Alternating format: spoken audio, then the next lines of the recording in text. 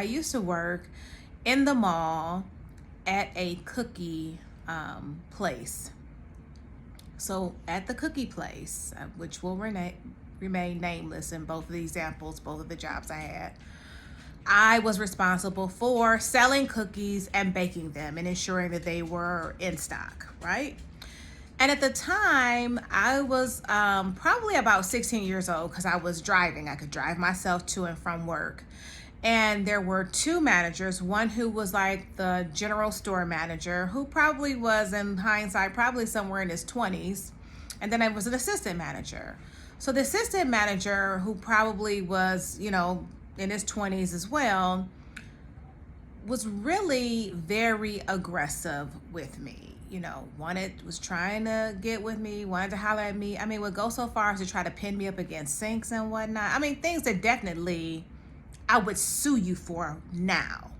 That at 16, I had no idea and was, confused. Am I supposed to be flattered? Am I supposed to be afraid? I really didn't know what I was supposed to do, or if, for that matter, who I was supposed to say something about it to. So I still worked in this position knowing that when that manager came in the store, I needed to be on my way out, or it was going to be some type of problem. I was going to be hemmed up or felt up or something. So as I was working on that job, there came an occasion where I was off, and my manager, the general manager, called me in. He couldn't come in. He needed somebody to cover his shift. And I probably had plans. And I remember very distinctly standing in my parents' home in our dining room on the phone saying, I cannot come in. I've got plans. I can't make it. And him being like, well, if you can't come in, then I'm going to fire you. And being like fired on the spot at a store that I was sexually harassed at, that I opened and closed on many occasions with no one to give me a break.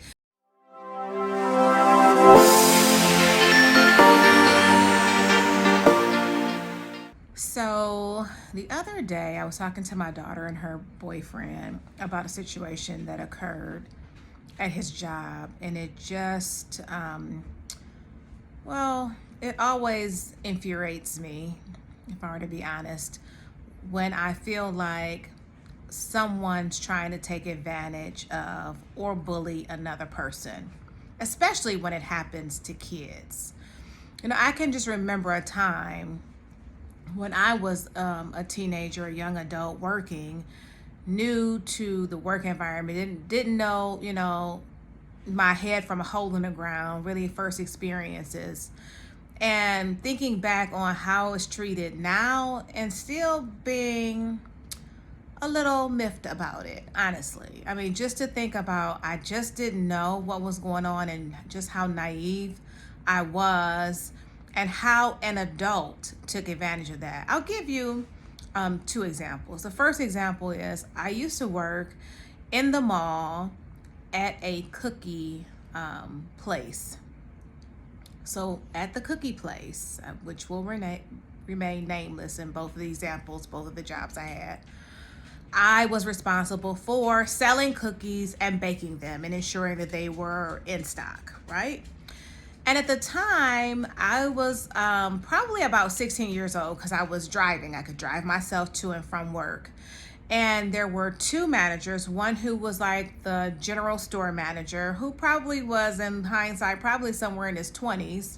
And then I was an assistant manager.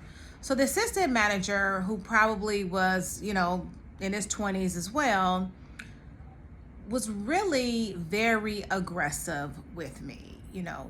Was trying to get with me, wanted to holler at me. I mean, would go so far as to try to pin me up against sinks and whatnot. I mean, things that definitely I would sue you for now. That at 16, I had no idea and was, confused. Am I supposed to be flattered? Am I supposed to be afraid? I really didn't know what I was supposed to do, or if, for that matter, who I was supposed to say something about it to.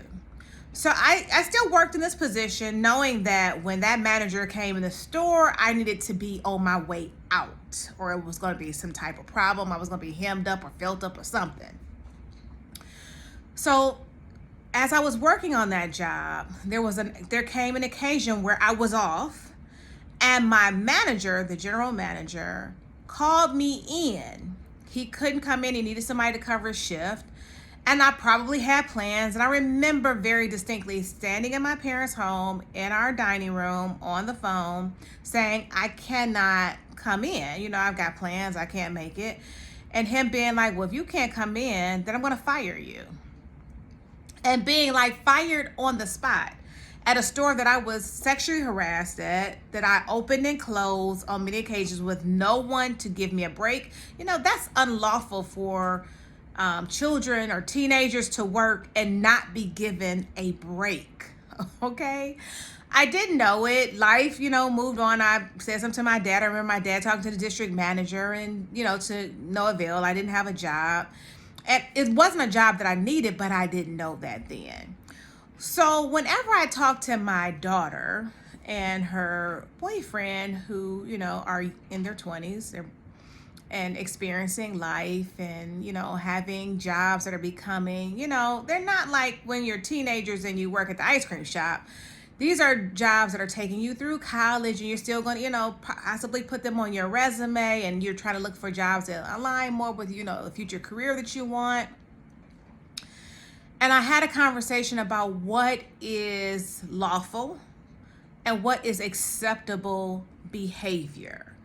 It may not be unlawful treatment, but if you're receiving disparate treatment, if someone's treating you differently, well, that is actually unlawful treatment. Or if someone's, you know, mishandling or disrespecting you, I always want my daughter to understand that no job is worth her morals, her ethics, her values, compromising any of those things, her self-esteem, her self-respect, her self-confidence. You deserve to be treated with respect. I don't care what the job title is. I don't care what, you know, your function is. I don't care who the man, I don't care about any of those things. No one should feel like you should not allow anyone in your life to mishandle you. And I realized that later on in my life, I'm also a published author. One of my books is entitled I Will Survive in Jesus' Name. And it's, you know, loosely based on my experiences as a domestic violence survivor. And I recall when I ministered to women and talked to women about the book, and have gone to churches and been on TV and radio programs and all of those things, that what I realized, what I learned through my own experience and experience of talking to other people, is that what you allow to take place in one aspect of your life, you will allow in every aspect of your life. Going back to the work examples and being disrespected. If you don't value you, if you don't have standards for you, no one else can or will. And the way that we establish boundaries and appropriate behaviors and standards for relationships, whether it be professional or personal, is by letting individuals know what is acceptable and unacceptable. It's no different than when, as children, our parents let us know what was acceptable and unacceptable behavior. Like before we got out of the car and went into a store, before we went over to one of my parents', you know, friend's house, my mother was very clear about what was acceptable behavior and the consequences of not having acceptable behavior, right? I'm sure we can all recollect, you know, mama's pulling you to the side, like, look at here, let me tell you right now, you want to act a fool, I'm going to act a fool with you, right? I mean, that's literally verbatim things that I was told coming up. But, you know, seriously, you have to set the standards by communicating, right? But communicating what's acceptable and what's not acceptable. And I can recall starting off in my real job after I had my bachelor's degree, had graduated from college, had moved away, hours away from my home. And I've talked about a similar situation in another video, and I'll link it somewhere in here, about how my parents really walked me through setting boundaries, right? But this particular instance happened, I was working at a bank, and my paternal grandmother was diagnosed with cancer. And I wanted to come back home and work. I wanted to transfer affiliates. So I talked to my bank management trainee program advisor. I talked to the woman who headed up all of retail banking for the corporation, and I was able to secure a interview in the affiliate, in my home affiliate, where I wanted to move back to. I started off where the bank was headquartered, and that was in another city in my state. So that's where I was, and I wanted to come back to the affiliate in my hometown. Set up an interview, drove 4 hours to come up to interview. Drove up 4 hours, was scheduled to go to the interview. I got a phone call. The vice president could not interview with me because 2 of the banking centers had been robbed, and she was handling that situation. And they would get back to me to let me know when she would be available. Mind you, the job is at the same bank. It's just in a different affiliate, a different city. I say, okay, that's fine. I go over my grandmother's house with the rest of my family, and I'm visiting with her, and I get a call from the bank. She's not going to be able to see you today. She'll be able to see you first thing in the morning. Great. So I spend the night, which I had never intended on doing that. I was coming up to interview and then driving back. Spent the night, did my interview. Everything went well. Got in my car right after the interview and drove back 4 hours to my banking center. Got out of my car, went into the banking center to the bathroom, changed my clothes back into a suit because I had worn a jogging suit to drive. Into my suit, went back on the banking center floor, worked until the bank closed, finished my day. I was summoned to come downtown to, HR, in which case I met again with my management trainee supervisor, who basically told me that I was being written up for spending the night and interviewing with the same bank, just in a different city, and that I would not be paid for the time that I came back and then went on the branch's floor. Thankfully, my father had already begun to mold me, shape me, teach me the art of communicating and standing firmly flat-footed on what I believed, no matter what. So I thanked her for her time, and I just asked her one question. I said, I'd just like to know, who's going to make the decision about my pay? Will you be making the decision? And she alluded to the vice president of HR would probably be the one to make the decision. I said, fine. So I left downtown from which I had been summoned. I went back to my banking center I worked. And then when I got off, I went home and I called my parents and I told them what was going to happen. The banking center probably closed about 6 or 6:30. And so I'm getting home about 7:15. And I called my parents. I let them know what's happening. And together we were all on the phone. My mother is a retired educator. She was a school teacher for 36 years. My father was an former elected official. He was a council person in our community for 25 years. He was also a union steward and worked at our local community college for some time. He'd also been an entrepreneur, having owned 7 shoe stores across the state of Ohio. Together, the 3 of us, more so the 2 of them and me, like not knowing, like a fish out of water, what's going on and how I'm going to, fight the situation or the man or the system or whatever you want to call it. We outlined my trip home moment by moment. It was really like a timeline, hour to hour, from the time I got in my car to drive back home to interview, when I got the call to say the banks had, there had been robberies, when I got the call back to say that she would not be able to meet with me, that I would be able to meet with her the following day at what time, from the time that I met with her, interviewed, got in my car, drove straight home, only going through McDonald's drive-through. I described the traffic on the route that connects my city to the city of the bank's headquarters.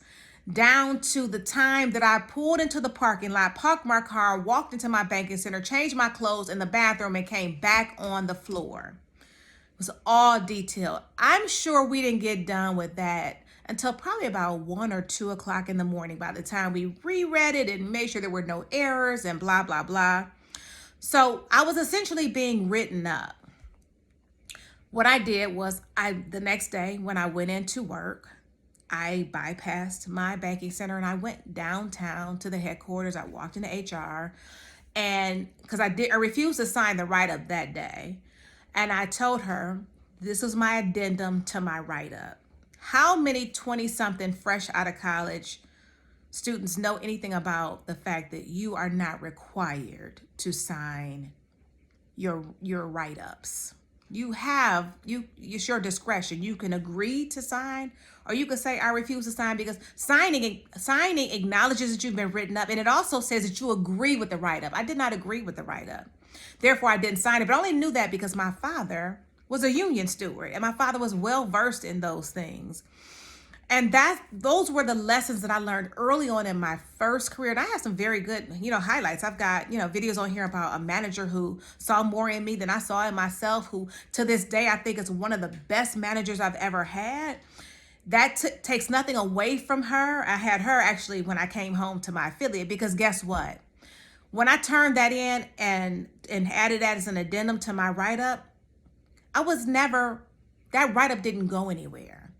I was paid, because how could they lawfully not pay me when this was still the same company? It was just a different affiliate. And I had the authorization to go. I had an interview.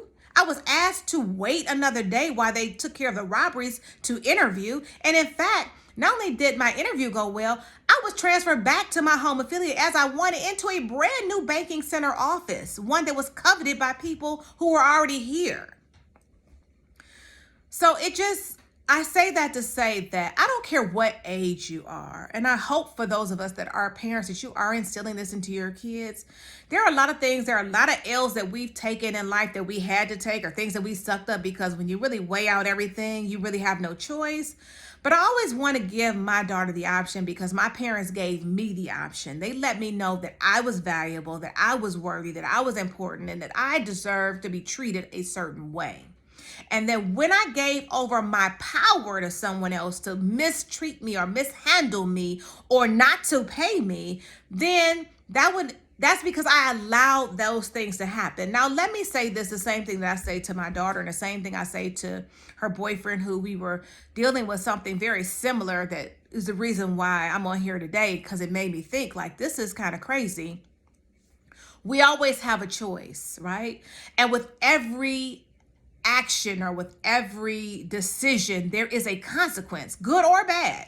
I'm not saying that, it was hunky-dory. They could have just been like, you know what, Jennifer, thank you for your services, because a lot of us are employed at will. I get that. I've been around for a little while now. But one thing I do know is that love me, like me, don't like me, you're going to respect me, because I'm going to respect you. And there's a certain way that you are going to treat me, because there's only one me, but there's a myriad of jobs. They might not be easy to come by. I'm going to give you that. It may take me a little time to get out there and get back into the swing of things, or, things you may need some assistance in seeing that you can't treat employees a certain way. Some outside guidance, perhaps. But at the end of the day, what's most important to me is that I'm able to look myself in the mirror every day, and that I can live with whatever decision that I make, because I'm making those decisions for me, not because I have been bullied or beat up, or I have been, scared into doing things a certain way, because, oh my gosh, what else will I do? The sun is going to come up tomorrow. There's going to be other jobs and other opportunities. And sometimes, because I am a woman of faith, I do believe that for me, and I'm sure for everyone else, because God is no respecter of person, that some of these things were meant to happen. Some of these things were, life lessons, and all of those things were working for my good and shaped me into the person that I am today. But I am just so fed up and tired of looking on LinkedIn and seeing how companies now are taking advantage of people who have been out of work, who are desperate, who have, used every penny they have in their savings, have asked all their connections and utilized their networks to their fullest capacity. And during the interview process, people are asking for you to do free work. I talked about that in another video. One person said online that they submitted, after submitting a 10-hour homework assignment, they were ghosted by an organization. You reap what you sow. I believe that what goes around comes around, and people should be very careful about the way that they're mishandling people in their most vulnerable state. And so I think that if we band together and we say no, or we're taught to say no, or taught to, we want to know, you wonder why there's this mental health crisis. I mean, it's nothing new. People have always had some issues. There's always been people have taken advantage of people, and there's always been, depression and anxiety and all those things. But I don't think that people should continue to give way or give into or allow that type of treatment. And see, that's part of my problem, because I've always been a nurturer. I've always been a fighter, and I've always been believed in fighting for people who can't fight for themselves. I'm an advocate. I'm a voice for people who don't have a voice. Their voice has been silenced or muted, or don't even know how to go about having a voice. That's why I do what I do. That's most of the reason behind this channel. And so I just believe if we band together and say, we're not going to take it anymore. If enough of us say no, and enough of us start teaching people their rights, perhaps they will stand on it and say no too. And we won't have these abuses of power, because that's really basically what it is. And so I'm doing my part, my own part. I do my part with my daughter and her friends and her boyfriend and people that I come in contact with. I'm going to just throw this last thing out here.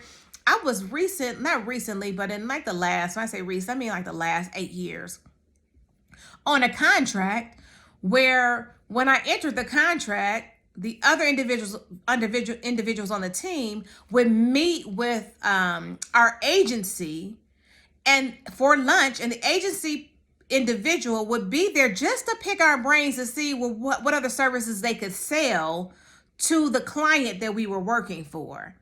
But they would tell the other people, now, this is non-billable, so don't put that on your timesheet. They would essentially take their lunch hour, give it to this person, and allow them to pick their brain when that person was going back and writing it off as a business expense, because they were in fact having lunch with us, picking our brains about their client to figure out what other services and products they could sell to them from that business. And I was like, no. Either you're going to pay me, because it is billable, because we're talking about business, or you're not. And therefore we won't meet. And for a season, the other individuals on the team were like, they had no idea about this. None. And so first they were kind of like, skeptical. And then they were like, you know what? I'm not giving up my lunchtime. To the point that when they could no longer, I'm going to just say, bamboozle these people into giving up their lunch hours, right, for a free meal, instead of being paid for that time. When they could no longer do that, guess what happened? They started paying us. So people that were giving up time before I got on the team suddenly were being paid for their time when I got there. That's why I say knowledge is necessary. Knowledge is necessary, because when you don't have the appropriate knowledge and someone knows that you don't know, invariably, it's so sad to say it, they will try to take advantage of you. So I'm starting a new series. I started it, you'll see stuff about the dog, stuff about my past. You see stuff about, politics, since I've been in that realm, and local issues, and because all politics is local. Because you know what? The Bible says, my people perish because of lack of knowledge. And we do. Knowledge is necessary. I don't know everything, but what I don't know, I don't have a problem researching and finding out. And I think that's been a good thing for me. It's been a good thing and a bad thing. Bad thing because now I know when people are trying to get over, even down to taking my car into the shop. I've already pulled the code off my car before I take it in. I've already looked the codes up. I can already tell you what's wrong with the car, but I'm gonna let you tell me to see if we in sync. Because knowledge is necessary. So if you like what you're hearing, give it a thumbs up. Please do subscribe so you don't miss it. Because we gonna get it together. We gonna get it together. We're a community. I always say that, and you know, people will email me and all that, but it's so much more beneficial when you put it in the comments so that other people can take part in it and learn from whatever question you have or whatever comment you make or whatever your experience has been. See you in my next video.